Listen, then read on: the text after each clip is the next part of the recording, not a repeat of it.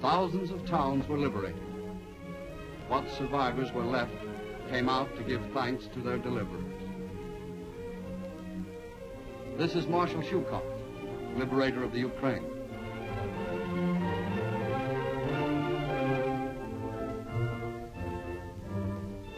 At last, the guerrilla fighters who had fought so long behind enemy lines could come back to their homes.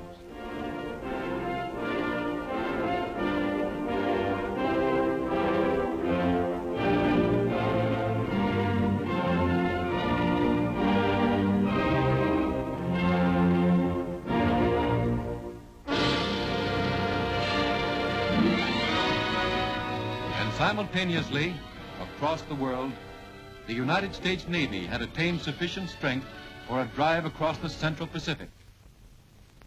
Their path lay through the Gilbert and Marshall Islands, which through the years had been heavily fortified by the Japanese.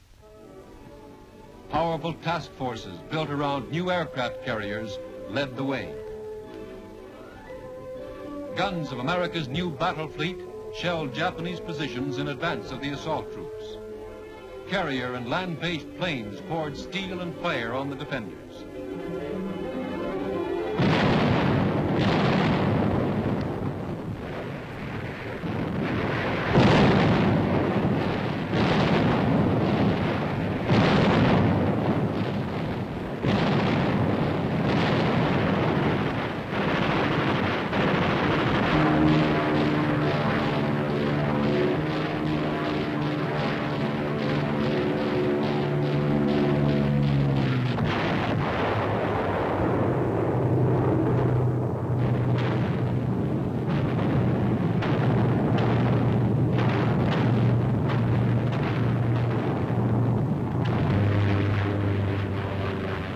Always upon the foot soldier that the ultimate decision rested. In the face of withering enemy fire, American Marines and Army troops made landings on tiny islands, Tarawa and Makin, Kwajalein and Eniwetok. Savage hand-to-hand struggles were fought for possession of a fly speck on the map. But these fly specks dominated hundreds of thousands of square miles of ocean.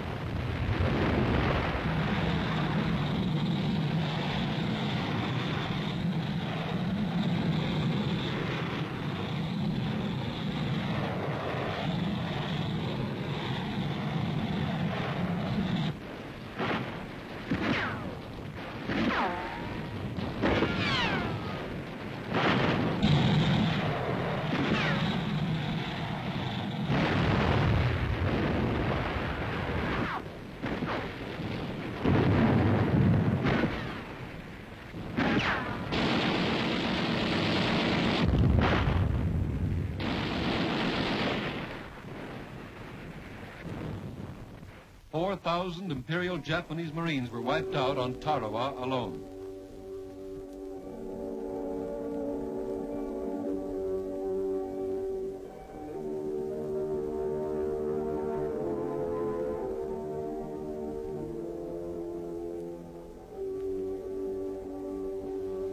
This was part of the price the Americans paid for Tarawa.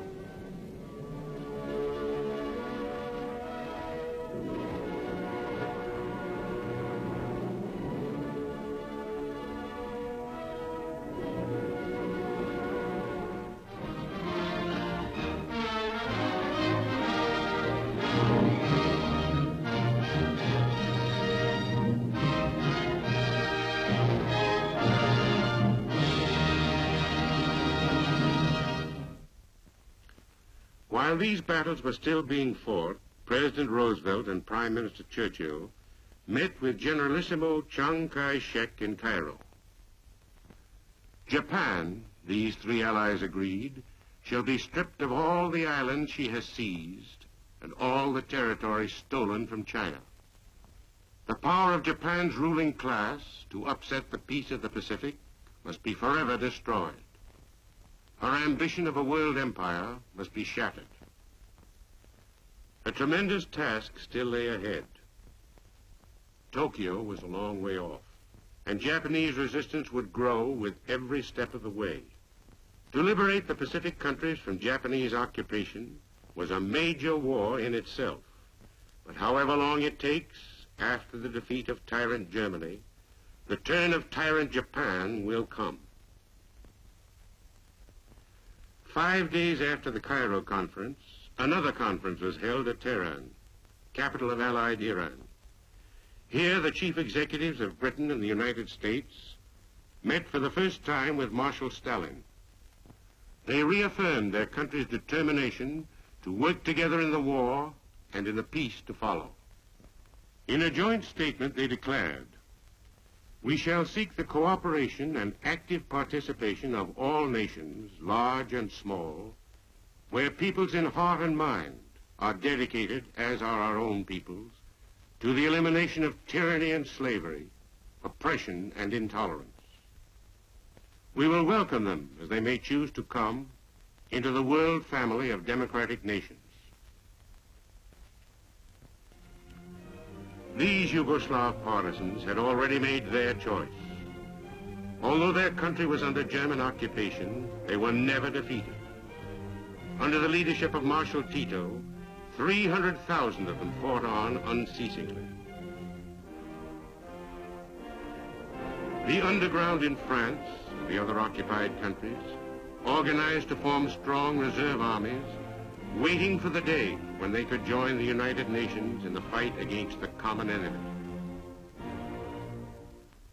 The dawn of that day came on June 6, 1944. Allied armies, troops of the United States, Great Britain, the Dominions, and forces of the men who had escaped from the occupied countries, all under the supreme command of General Eisenhower, set out by sea and air for Normandy.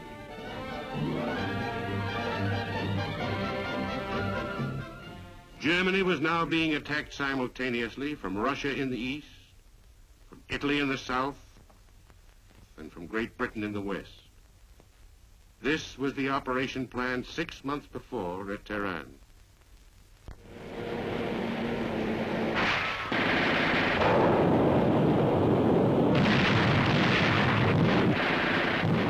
It was no easy task. In Europe and the Pacific, months of savage, bloody fighting lay ahead.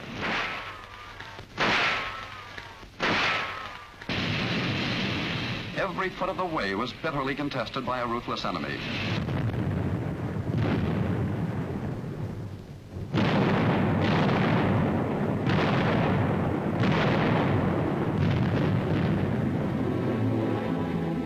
But step by step, he was pushed back by the Allied armies.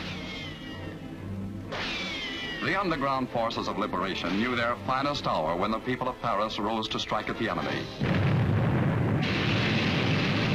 Even as the Allies battered at the gates, freedom returned to the City of Light.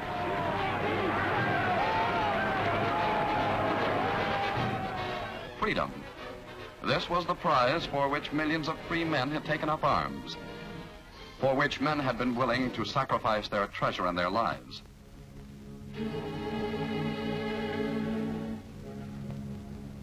Only free peoples would be equal to the task of healing the wounds left by tyranny and aggression.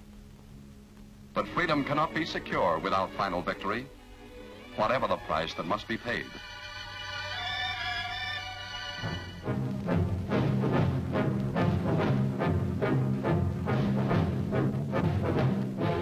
It is in this knowledge that the Allied armies push relentlessly on, determined that with victory will come the fulfillment of the declaration made at Tehran, that all the peoples of the world may live free lives, untouched by tyranny, and according to their varying desires and their own consciences.